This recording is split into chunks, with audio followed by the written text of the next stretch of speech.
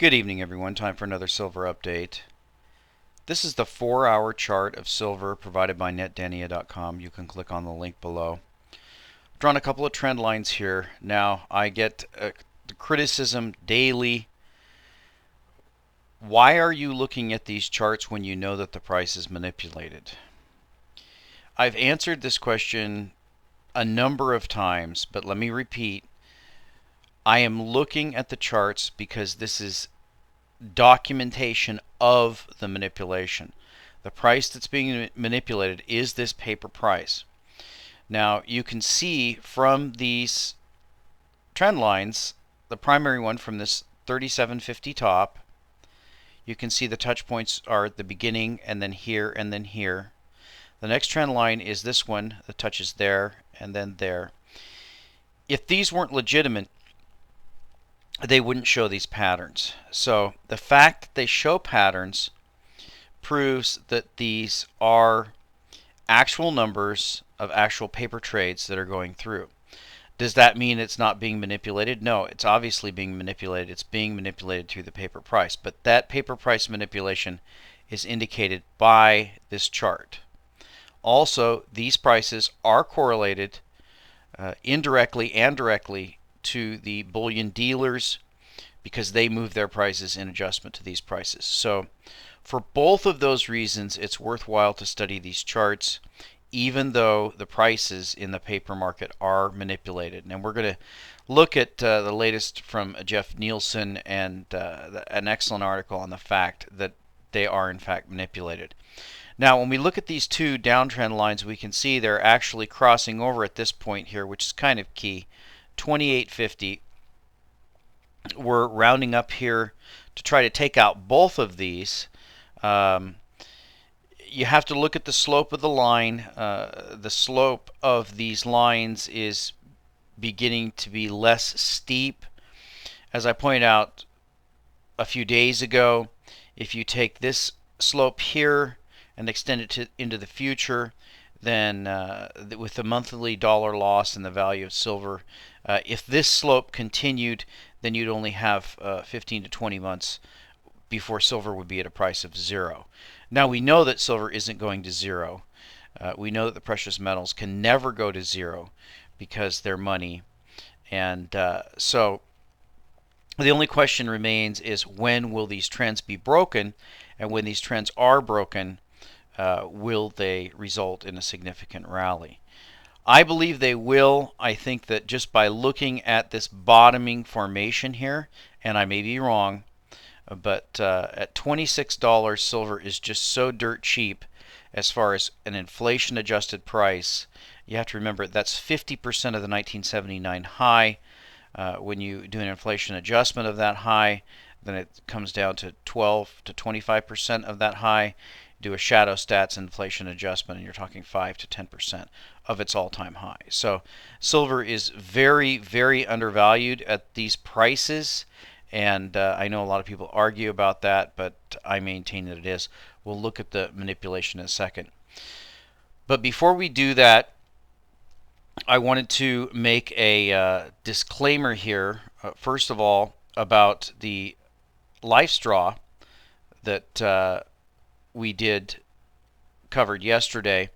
Now, I had said that the LifeStraw protects against salinity, and that I had actually read that from someone who said they had used it to do that. Now, I can't find that. Now, this is back when I purchased mine a good 3 or 4 years ago.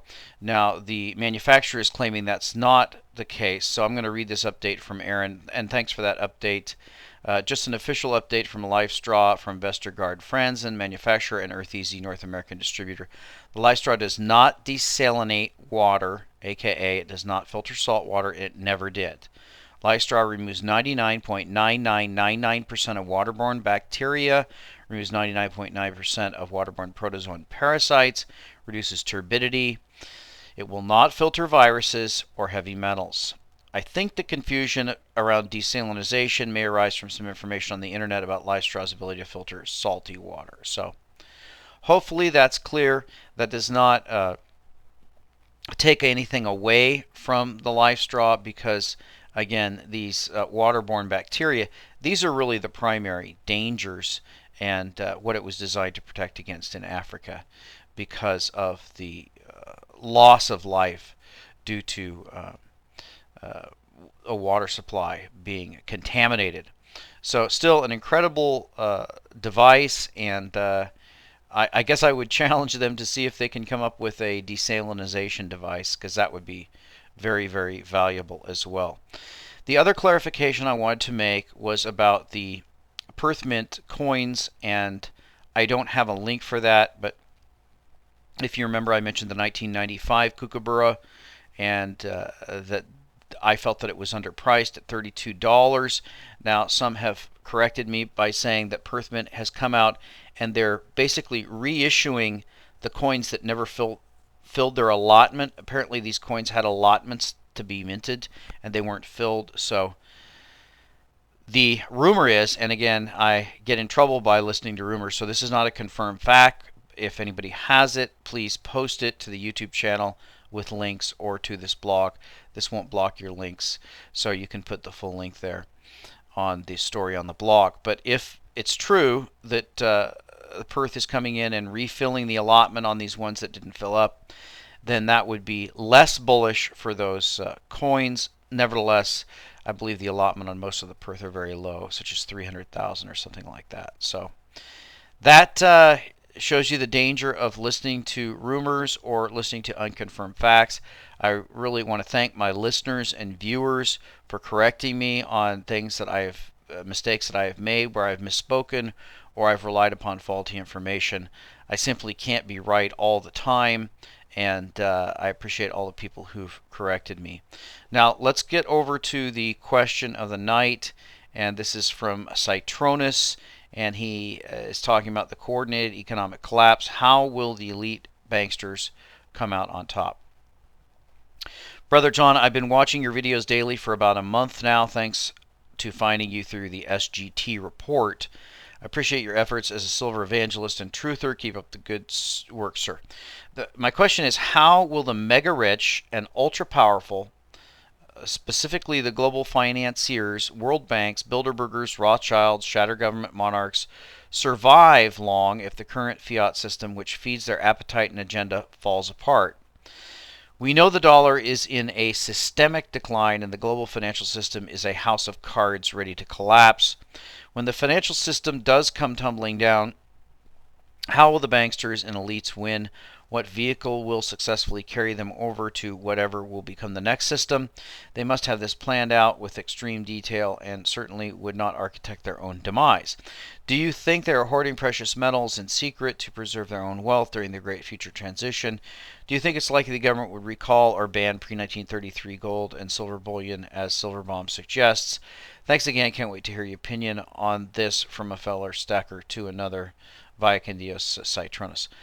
Excellent question, and so I decided to pull, just to give you an idea, because it's hard to define. How do you define the term mega rich and ultra powerful? That's kind of a subjective determination. So what I decided to do is to pull a list here of billionaires. And this is from Wikipedia, and this is a list of billionaires over time.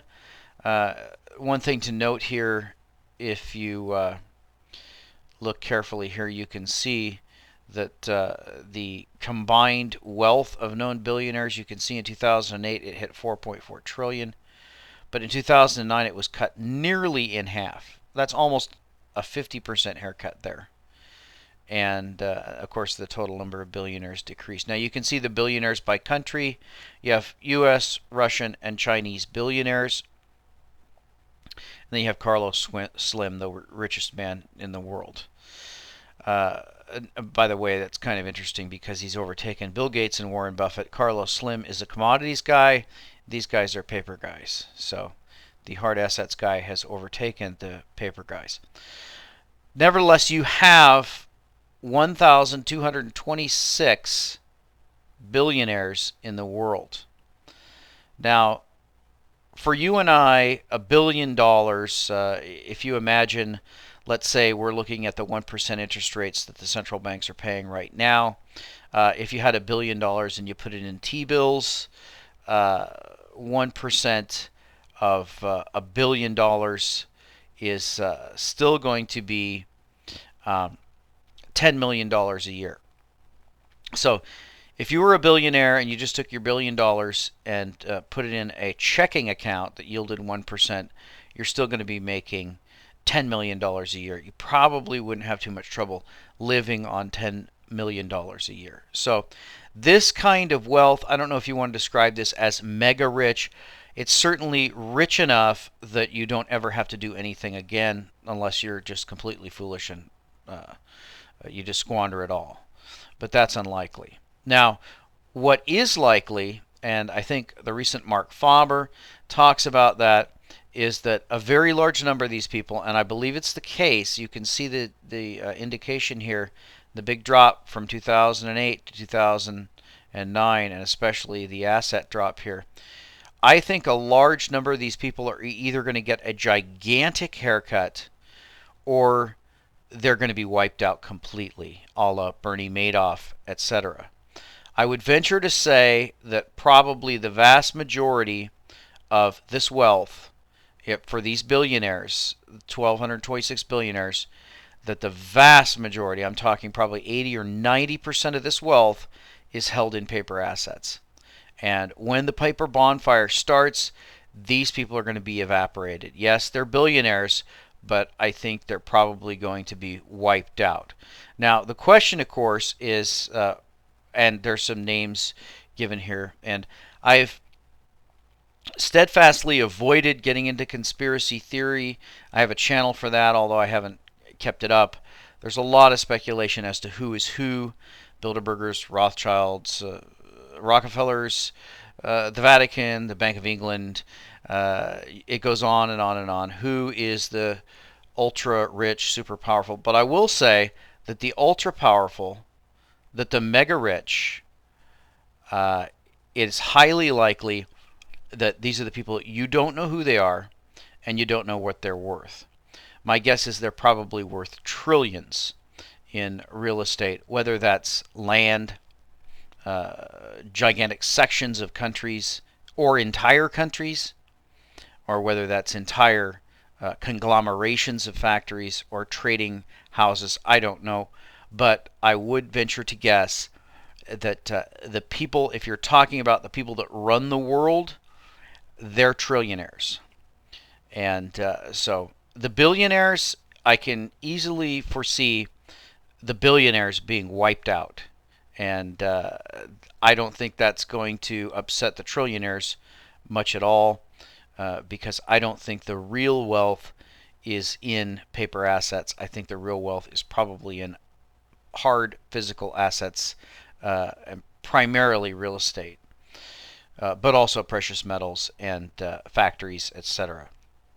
So that's my take on that. Let's jump over to the Jeff Nielsen story. Excellent write-up. Now, we can disagree with Jeff about his politics. Some have interviewed him. He seems to lean to the left. A lot of people have gotten very upset about that. But he definitely has the take when it comes to the silver manipulation. So let's read this, and I'm going to comment. This is posted on WealthWire. Sophisticated precious metal investors are well aware of the rampant manipulation of the gold and silver markets. They're also generally aware of the reason for such manipulation. A rapid rise in the price of gold and silver is like an economic warning siren, alerting savers that their wealth, i.e. the purchasing power of their currency, is being rapidly eroded by the monetary depravity of bankers. In a world with a gold standard, this isn't a problem. With currency which is redeemable in gold or silver, the value of the currency, i.e. its purchasing power, is anchored by the gold and silver backing it. However, in a world with nothing but fiat currencies, i.e. money backed by nothing, a loss of public confidence in paper money is the worst nightmare of bankers. This fear can be seen most easily illustrated by simply looking at the example of Alan Greenspan. In 1966, Greenspan was a respected academic who wrote a famous essay extolling the virtues of the gold standard, where he simply stated the evils of fiat money. Quote, in the absence of a gold standard, there is no way to protect savings from confiscation through inflation, end quote. I explained this concept of bankers stealing in great detail in a recent commentary, so any readers who are interested in a thorough discussion of this should refer to that piece. A quarter of a century later, Easy Al had sold his soul to the bankers and become chairman of the Federal Reserve. He was asked directly what he would do if and when people lost confidence in their fiat US dollars. His response to that question is even more famous. Quote, we stand ready to lease gold in ever-increasing amounts. Now, when you think about this statement, to lease gold, in essence, what he's saying is to counterfeit gold, to short gold, to create more gold than exists, to suppress the price of gold. Several obvious observations flow from this. Not only are fiat currencies a tool which bankers use to directly steal our wealth, but this tool is in fact nothing but a scam by a bunch of con men. And like all scams, it collapses as soon as those being scammed lose confidence, i.e., understand that they are being conned. What highlights the illegitimate and ultimately illegal nature of this scam is that the primary mechanism which the chairman of the Federal Reserve would and does use to restore confidence to the world's reserve currency is to illegally manipulate the gold market. Put another way, because this is a scam, there is no way to directly restore confidence to paper currencies. Instead, all the bankers can try to do is temporarily destroy confidence in gold by suddenly dumping vast quantities onto the market in order to cause the price to drop. Manipulation of the gold market actually began on a small scale in the 1960s when the U.S. and the world was still partially on a gold standard. The U.S. government was cheating with its accounting to hide obscene amounts of money it was borrowing and squandering in its doomed war effort in Vietnam. Thus, this manipulation is a coordinated scheme by Western bankers, which is now nearly 50 years old. Like gold, the silver market has been manipulated for roughly the same amount of time. However, in keeping with silver's modern identity as an industrial metal, the evolution of the silver manipulation and mechanisms used to manipulate the silver market are vastly different from the gold market. To begin with, back in the 1960s, when we were officially said to be only on a gold standard, in fact, it was only silver money which was widely circulated in our economies in the form of small denomination coins. In other words, while our monetary systems were anchored by gold, it was silver which was used as money in an industrial, quote, sense, as an indispensable tool of basic commerce. Indeed, at the same time the bankers were trying to prop up the US dollar while on the gold standard due to their reckless money printing and debt creation, these same bankers and their allies in government were making their first efforts to diffuse a silver supply crisis caused by pricing silver at only a fraction of its true worth. In the 1960s, the U.S. government had kept the price of silver frozen at $1.29 an ounce. However, when an asset is underpriced, there will always be a group of investors who will identify such underpriced assets and then accumulate it. Thus, the U.S. and other governments were rapidly squandering their entire stockpiles of silver as they had to dump ever-increasing amounts onto the market to maintain the artificially low price. Ultimately, the bankers capitulated and the U.S. government ceased its efforts to keep the price of silver frozen at $1.29. However, as is usually the case with any illegitimate scheme, every time the schemers take action to deal with one flaw in their plans, that produces unintended and undesirable consequences which then require further acts of manipulation. Once the price of silver was allowed to rise, very quickly the actual value of the silver contained in our small denomination coins, primarily the 10-cent and 25-cent pieces, greatly exceeded their value as legal tender. This created a huge incentive to melt down these coins and make a very profitable arbitrage trade of buying these coins at their face value and then selling them for their metal content. The U.S. government responded in two ways and was quickly copied by the Canadian government. First, it changed the composition of all newly issued coins, removing all their silver content. U.S. dimes had 90% silver content up to 1964, while Canadian dimes contained just over 80% silver. The table below provides the evolution of the Canadian dime, and he shows you the content of that dime. Meanwhile, the U.S.'s 1965 Coinage Act made it a crime to melt down any legal tender coins in order to profit from their metal content, and a duplicate measure was passed in Canada. Consider the true dynamics of this measure. First, the bankers abolished the gold standard to allow them to rapidly accelerate the speed at which they steal from us through currency dilution. This in turn requires them to illegally manipulate the gold and silver markets in order to hide the true value of these metals from being expressed in the bankers' diluted paper. The government then makes it a crime for its own citizens to profit from their own money. In the bankers' scam of money dilution, only the bankers are allowed to profit from their crimes. It was at this point in history that the bankers were able to largely forget about manipulating the silver market for many years and to focus their energies on gold manipulation, because basic market fundamentals created conditions which depressed the price of silver with only minimal assistance from the bankers and their servants in government. Now you have to remember the time period that Jeff is talking about here is when there was a roughly 10 billion ounce surplus stockpile that the U.S. government had at that time. That's why that happened. Continuing, in this respect, I'm indebted to Adrian Douglas of GATA for drawing my attention to the true significance of silver as a modern industrial metal first and a monetary metal second. While many media talking heads erroneously state that silver is an industrial metal, not a monetary metal, in fact, silver is both an industrial metal and a monetary metal, while gold is almost exclusively a monetary metal. Since few mainstream pundits understand what is precious about precious metals, i.e., it's the best money our species has ever devised, I'd have to disagree with that. It is the best money that God has devised, and it is money by definition.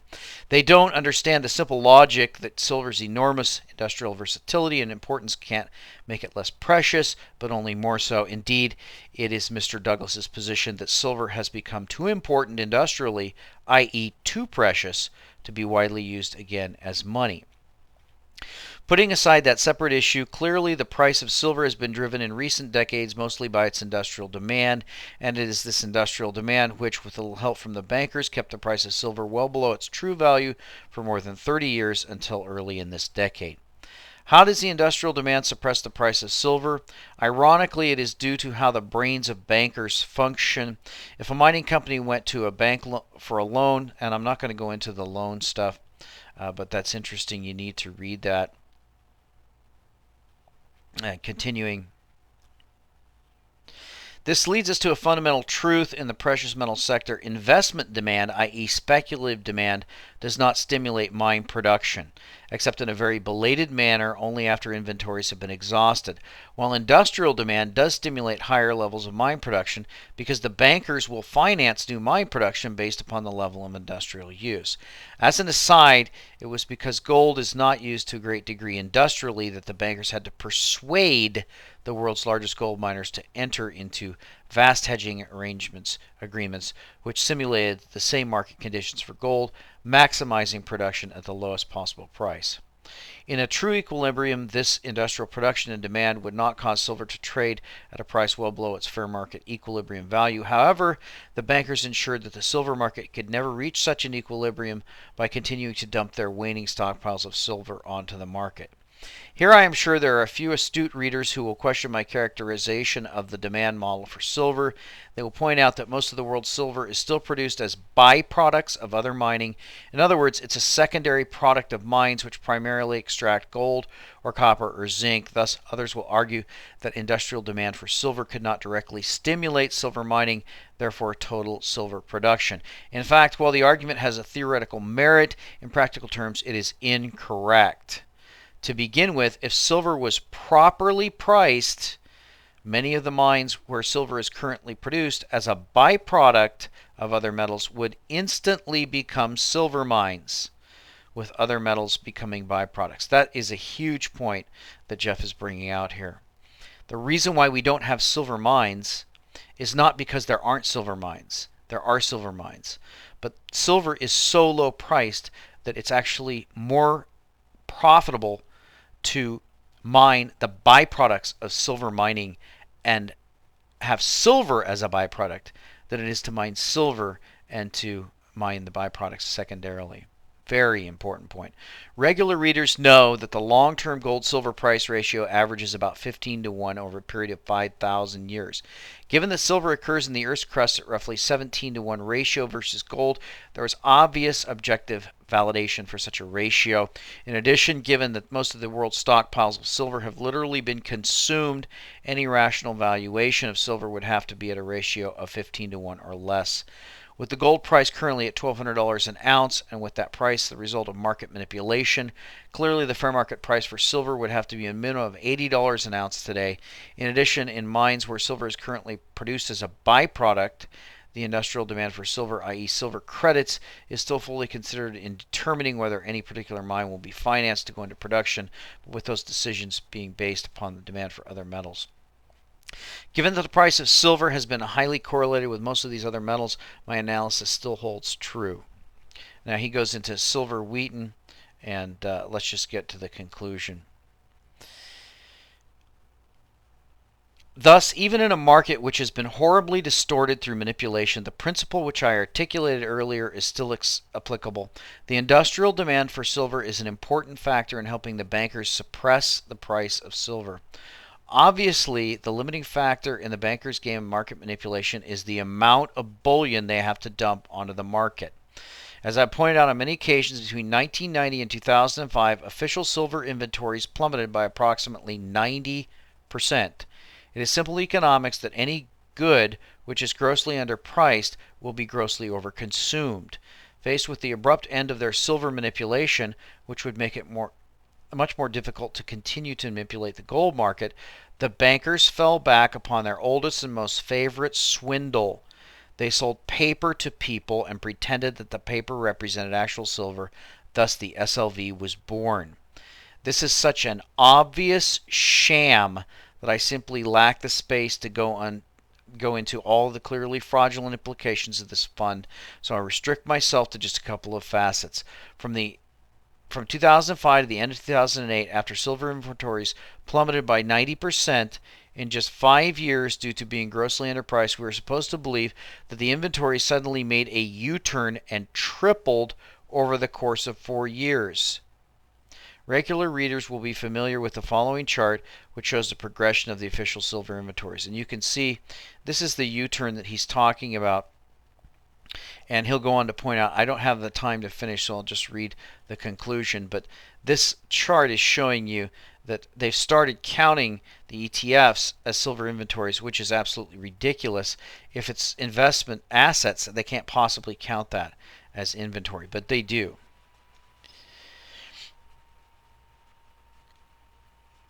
While a gold investor might be capable of being duped into buying banker paper and mistakenly believe that the banker paper is as good as gold, you can't use banker paper to make silver bearings or silver mirrors or silver batteries or silver solar cells or silver antibacterial products.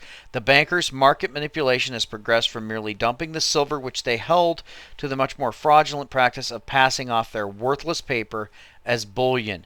In doing so, they've eliminated the possibility of the price of silver merely correcting what has become totally inevitable after 50 years of constant manipulation of the silver market is that this market is poised for the most spectacular default in the history of commodity markets, even more so than in the gold market. Companies which require silver to continue the existence of their business will be ready to bid up the price of the commodity to multiples many times greater than an investor merely making a discretionary purchase.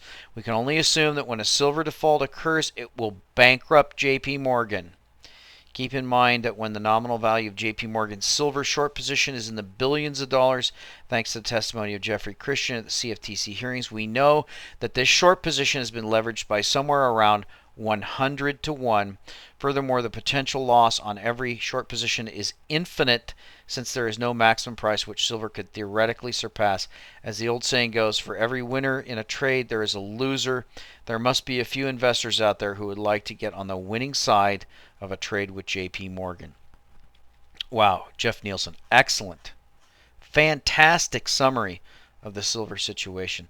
Some really important points that Jeff brought out there, especially the point about the fact that silver is all used up and they used the stockpiles to suppress it. Now they're all gone, and that they've shifted their strategy from selling silver bullion to selling fake silver bullion in the paper shares. So we're still rallying here in a small way, although we may turn down. 27 is just a tremendous stacking opportunity, and you really can't ask for a better price if you're talking about an inflation adjusted price. It's down a good 80% from the high, and we'll talk to you next time.